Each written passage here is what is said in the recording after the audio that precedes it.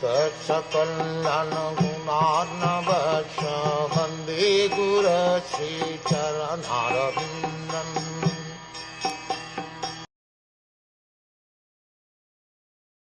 The leader of the elephants, whose leg was attacked in a river by a crocodile of superior strength, was much aggrieved. Taking a lotus flower in his trunk, he addressed the Lord, saying, "O original enjoyer, Lord of the universe, O deliverer, as famous as a place of pilgrimage, all are purified simply by hearing your holy name, which is worthy to be chanted."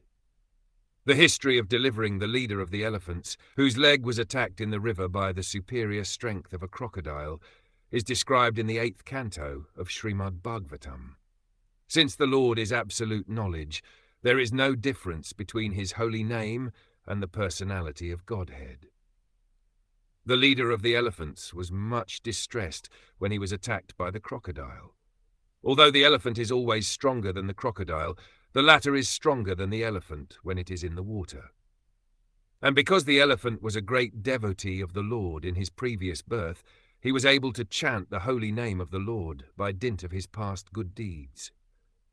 Every living entity is always distressed in this material world, because this place is such that at every step one has to meet with some kind of distress. But one who is supported by his past good deeds engages himself in the devotional service of the Lord, as confirmed in the Bhagavad Gita. Those who are supported by impious acts cannot be engaged in the devotional service of the Lord, even though they are distressed. This is also confirmed in the Bhagavad Gita. The personality of Godhead Hari appeared at once on the back of his eternal bearer, Garud, and delivered the elephant. The elephant was conscious of his relation with the Supreme Lord. He addressed the Lord as Adi Purusha, or the original enjoyer.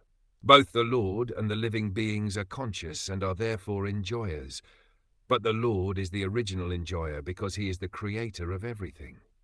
In a family, both the father and his sons are undoubtedly enjoyers, but the father is the original enjoyer, and the sons are subsequent enjoyers.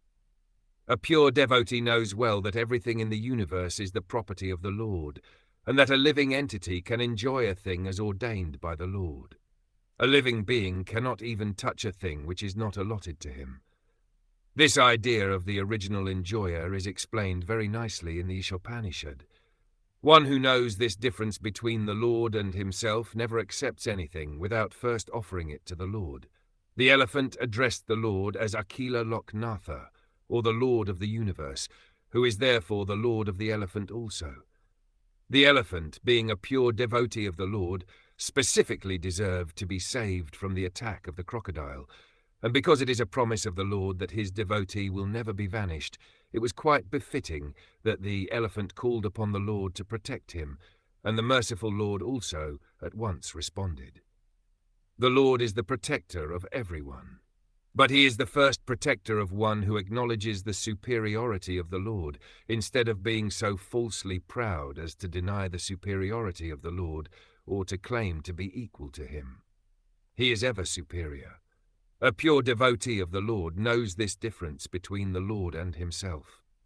Therefore, a pure devotee is given first preference because of his full dependence, whereas the person who denies the existence of the Lord and declares himself the Lord is called a Shura, and as such he is given protection by the strength of limited power, subject to the sanction of the Lord. Since the Lord is superior to everyone, his perfection is also superior. No one can imagine it. The elephant addressed the Lord as Tirthashrava, or as famous as a place of pilgrimage. People go to places of pilgrimage in order to be delivered from the reactions of unknown sinful acts, but one can be freed from all sinful reactions simply by remembering his holy name. The Lord is therefore as good as the holy places of pilgrimage. One can be free from all sinful reactions after reaching a place of pilgrimage, but one can have the same benefit at home or at any place simply by chanting the holy name of the Lord. For a pure devotee, there is no need to go to the holy place of pilgrimage. He can be delivered from all sinful acts simply by remembering the Lord in earnestness. A pure devotee of the Lord never commits any sinful acts, but because the whole world is full of the sinful atmosphere, even a pure devotee may commit a sin unconsciously, as a matter of course. One who commits sinful acts consciously cannot be worthy of being a devotee of the Lord, but a pure devotee who unconsciously does something sinful is certainly delivered by the Lord, because a pure devotee remembers the Lord always. The Lord's holy name is called Shravan Mangal. This means that one receives everything auspicious simply by hearing the holy name. In another place in Srimad Bhagwatam, his holy name is described as Punya Shravan Kirtan.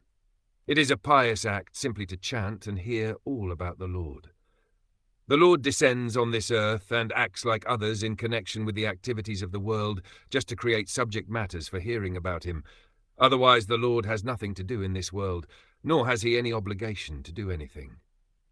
He comes out of his own causeless mercy and acts as he desires. The Vedas and Purans are full of descriptions of his different activities, so that people in general may naturally be eager to hear and read something about his activities. Generally, however, the modern fictions and novels of the world occupy a greater part of people's valuable time. Such literatures cannot do good to anyone. On the contrary, they agitate the young mind unnecessarily and increase the modes of passion and ignorance, leading to increasing bondage to the material conditions. The same aptitude for hearing and reading is better utilized in hearing and reading of the Lord's activities. This will give one all-around benefit.